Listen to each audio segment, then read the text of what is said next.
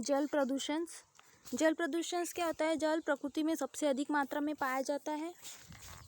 यह जीवों की कोशिकाओं का सर्वाधिक मात्रा 70% में आ जाने वाला कंपोनेंट्स है, जिसके बिना जीवन संभव नहीं है। जल का प्रमुख स्रोत क्या है? वर्षा। शुद्ध जल हाइड्रोजन के 2 अणुओं तथा एक अणु से मिलकर बना होता है। शुद्ध जल का उपयोग जीव जलने, खाना पकाने, कपड़ा धोने, नहाने, सिंचाई, ताप विद्युत गृहों तथा जल विद्युत केंद्रों में विद्युत उत्पादन में, विभिन्न औद्योगिक पदार्थों के निर्माण में, उन्हें ठंडा करने में, वाहिनी मल एवं औद्योगिक वर्ज्य पदार्थों को प्रवाहित करने में किया जाता है। इस प्रकार की हम जल जीव जंतुओं के मनुष्य के लिए अत्यधिक उपयोगी होता है। जीव जंतु केवल शुद्ध जल का ही उपयोग करते हैं। अशुद्ध जल का उपयोग करने पर विभिन्न प्रकारों की बीमारियां हो जाती हैं। जल के निश्चित भौतिक जल के जो फिजिकल, केमिकल एवं जैविक गुण होते हैं, वह जल के इन लक्षणों में किसी भी प्रकार का परिवर्तन जिसका मनुष्य, जंतु एवं पौधे पर हानिकारक प्रभाव पड़ता है, जल प्रदूषण कहलाता है। जल प्रदूषण कारखानों, शहरों, उद्योगों और कृषि अन्य हानिकारक पदार्थों के जल में मिल जाने के कारण होता है। यह स्वयं मनुष्य तथा जीवमंडल के जीवों पर बुरी तरह से प्रभावित होता है।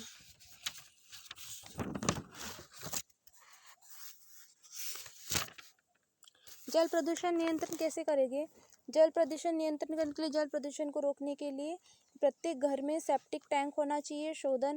शोधन के पूर्व औद्योगिक अपशिष्टों को जल में नहीं छोड़ना चाहिए। जल स्रोतों में पशुओं को भी नहीं धोना चाहिए। लोगों को नदी, तालाब, झील में स्नान नहीं करना चाहिए। कीटनाशियों, कवकनाशियों इत्यादि के रूप में निम्नीकरण योग्य पदार्थों का उपयोग करना चाहिए। खतरनाक कीटनाशियों के उपयोग पर प्रतिबंध लगाना चाहिए। जल स्रोतों के जल के शोधन पर विशिष्ट ध्यान देना चाहिए।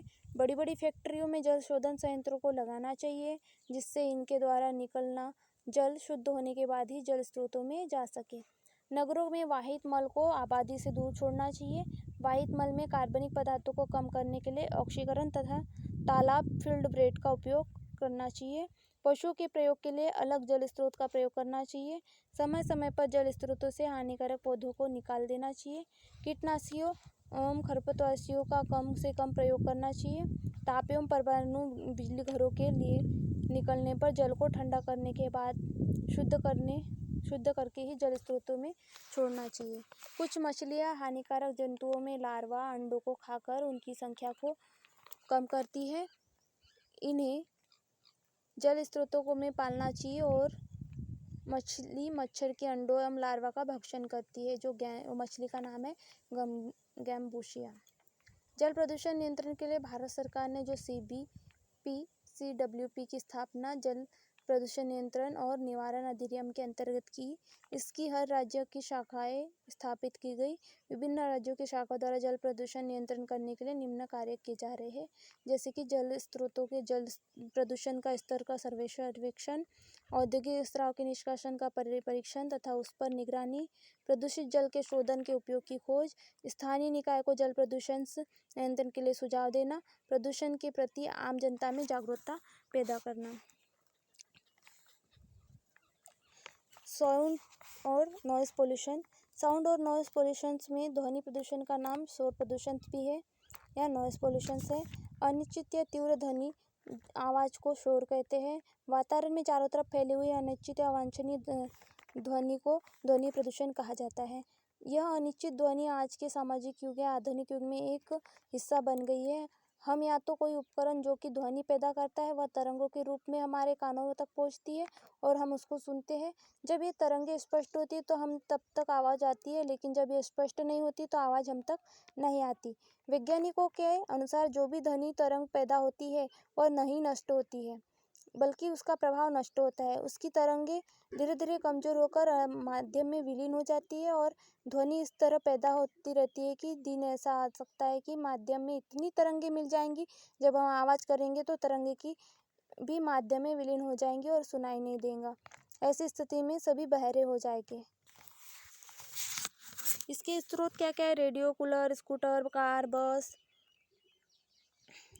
घरेलू उपकरण, washing machine, loud speaker, stereo, tank, तोप और टीवी, ये सब ध्वनि प्रदूषण या साउंड के स्रोत हैं।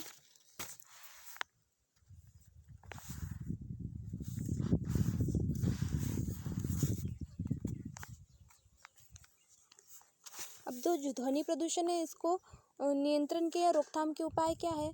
तो ध्वनि प्रदूषण को पूरी तरह से समाप्त कर देना ही संभव नहीं है, लेकिन जो निम्न उपाय है जिसे हम कर सकते हैं वो अवश्य करना चाहिए। जैसे कि उद्योगों तथा कल कारखानों को आबादी से दूर रखना चाहिए, दूर स्थापित करना चाहिए। शोर करने वाले वाहनों पर प्रतिबंध लगाना चाहिए। जैसे कि जापान में लाउडस्पीकर के प्रयोग पर पूर्णतः प्रतिबंध है और इसका प्रयोग करने से पूर्व सरकार से इसकी अनुमति लेनी पड़ती है, जबकि हमारे देश में लोग कभी भी लाउडस्पीकर पूरी तरह आवाज़ में बजाते रहते हैं। हॉर्नों को आवश्यकता से अधिक नहीं बजाना चाहिए। जापान में स्वचालित से वाहनों द्वारा सामान्य दशाओं में हॉर्न बजाने पर पूर्णतः प्रतिबंध लगा दिया गया है। कारखानों तथा उद्योगों में शोर प्रतिरोधक दीवारों का निर्माण करना चाहिए। यंत्रों तथा उपकरणों की बियरिंग में मफलरों का प्रयोग करना चाहिए। ऐसी मशीनों जिनका शोर कम करना संभव न हो, उनके साथ काम करने वाले व्यक्तियों को ध्वनि अवशोषक या वस्त्रों कर्णबंधकों का प्रयोग करना अनिवार्य करना चाहिए। ऐसे उपकरणों का प्रयोग करना चाहिए जो शोर कम करते हो। अनावश्यक शोर नहीं करना चाहिए। ध्वनि विस्तारक उपयोग करो। टीवी, रेडियो, कूलर आवश्यकता पड़ने पर ही उपयोग करना चाहिए। सड़क के किनारे, उद्योगों के चारों तरफ वृक्षों को लगाकर ध्वनि को प्रदूषित कम किया जा सकता है। हवाई अड्डों, रॉकेटों यानों को शोर पर नियंत्रित करना चाहिए। जापान में ध्वनि को कम करने के लिए टोक्यो शहर के अंतर्राष्ट्रीय हवाई अड्डे पर जहाज़ों का आवागमन या रात्रि 10 बजे से प्रातः 4 बजे तक बंद रहता है। ध्वनि शोषक सड़कों, इमारतों की तकनीक को बढ़ावा देना चाहिए। इस प्रकार जो ध्वनि प्रदूषण है उसको रोकथाम या उसके नियंत्रण के उपाय हैं। अब लास्ट, सॉइल पोल्यूशन।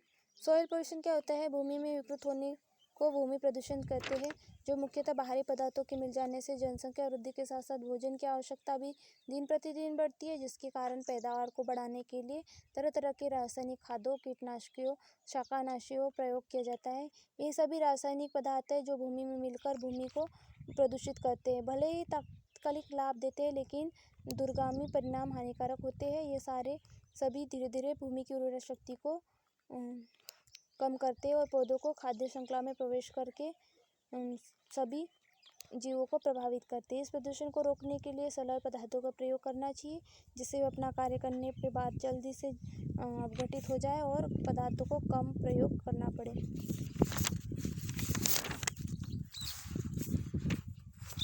इसके नियंत्रण के उपाय हैं।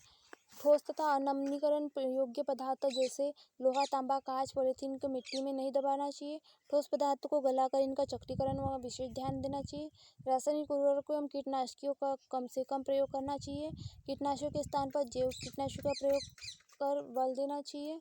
गोबर व मानव मूत्र को बायोगैस के रूप और अपशिष्ट पदार्थों के लिए खोखले बंद स्थानों का प्रयोग करना चाहिए। मृदा अपरदन को रोकने के लिए विभिन्न विधियों का प्रयोग करना चाहिए। भूमि प्रतिबंध को अपनाना चाहिए या लैंड मैनेजमेंट को अपनाना चाहिए। जैव उर्वरकों के प्रयोग को प्रोत्साहित करना चाहिए। फिर है रेडिएक्टिव पोल्यूशंस।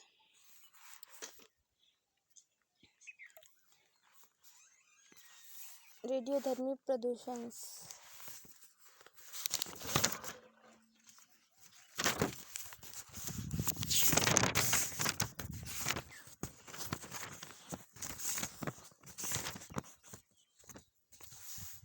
रेडियोधर्मी प्रदूषण या इसे रेडियोएक्टिव पोल्यूशंस कहते हैं। आधुनिक युग में अनेक प्रकार के परमाणु बमों के विस्फोट पर प्रयोग किए जा रहे हैं, जिनके कारण रेडियोधर्मी पदार्थों के केंद्रक विघटित होकर गामा किरणें, अल्फा किरणें, एक्स किरणें उत्पन्न करते हैं। इन किरणों के प्रभाव से भयंकर रोग उत्पन्न होते हैं, जैसे कि कैंसर।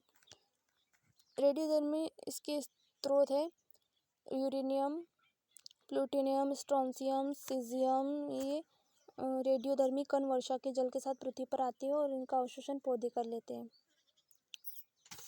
अब फिर एक है रेडिएशन पोल्यूशन या विकिरण प्रदूषण से क्या होता है। रेडियोएक्टिविटी में आणविक विखंडन द्वारा अल्फा बीटा गामा कण निकलते हैं। स्थल में जो रेडियम 224 है, यूरेनियम 238 है, पोटेशियम 40 व कार्बन 14 उपस्थित होते हैं। इसके अतिरिक्त मनुष्य विभिन्न प्रकार के विकिरण उत्पन्न करते हैं, जिनमें प्लूटोनियम थोरियम के शुद्धिकरण, नाभिकीय प्रयोग, उत्पादन, नाभिकीय ईंधन, रेडियोधर्मी और आइसोटोप्स का निर्माण हानिकारक होता है। जापान के दो नगर हिरोशिमा तथा नागासाकी सन 1945 में अमेरिका ने जो परमाणु बमबारी की थी, उसके फलस्वरूप अधिकांश जीव नष्ट हो गए थे। इस विकिरण प्रदूषण के कारण आज भी बच्चों में अनेक लक्षण दिखाई देते हैं। रेडियो एक्टिव पदार्थ नाभिकीय विखंडन के पश्चात गैसों तथा सूक्ष्म कणों में परिवर्तित हो जाते हैं तो वायुमंडल में विलीन हो जाते हैं। जब वर्षा होती है तो वायुमंडल में पानी के साथ भूमि पर आते हैं और जिन्हें पदार्थों द्वारा अवशोषित किया जाता है। पादपों को मनुष्य भोजन के रूप में प्रयोग करता है और कण मनुष्य के शरीर में पहुंच जाते हैं। इसी प्रकार रेडियो एक्टिव अपशिष्ट पदार्थ जल के साथ बहकर नदियों में पहुंचते हैं और भोजन के साथ मनुष्य के शरीर में आ जाते हैं। जो रेडियोधर्मी प्रदूषण है उसका नियंत्रण कैसे करेंगे। रेडियोधर्मी प्रदूषण का नियंत्रण प्रयोगशाला में तथा शोध केंद्रों में स्थापना कर जनविहीन स्थानों पर की जानी चाहिए। रेडियोधर्मी विकिरण को रोका जाना चाहिए। रेडियोधर्मी पदार्थों के भंडारण को भलीभांति किया जाना चाहिए। रेडियोधर्मी तत्वों का प्रयोग मानव कल्याण एवं शांति के लिए किया जाना चाहिए। चिकित्सा के लिए रेडियोधर्मी तत्वों का प्रयोग बहुत सावधानी से किया जाना चाहिए। अब जो विकिरण प्रदूषण है उसका नियंत्रण कैसे करेंगे, तो विकिरण प्रदूषण का नियंत्रण रिएक्टरों में रिसाव नहीं होना चाहिए। रेडियोएक्टिव ईंधन एवं आइसोटोप को एक दूसरे स्थान पर ले जाते समय सावधानी बरतनी चाहिए। ऊर्जा संयंत्रों के विशेष अपशिष्टों को अच्छी तरह से उपचारित करके पृथक करना चाहिए। आबादी क्षेत्रों के पास आणविक रिएक्टरों को स्थापित नहीं करना चाहिए। इस प्रकार से प्रदूषण और डेफिनेशंस, विभिन्न प्रकार के कॉजेस और टाइप्स हो गए। Thank you.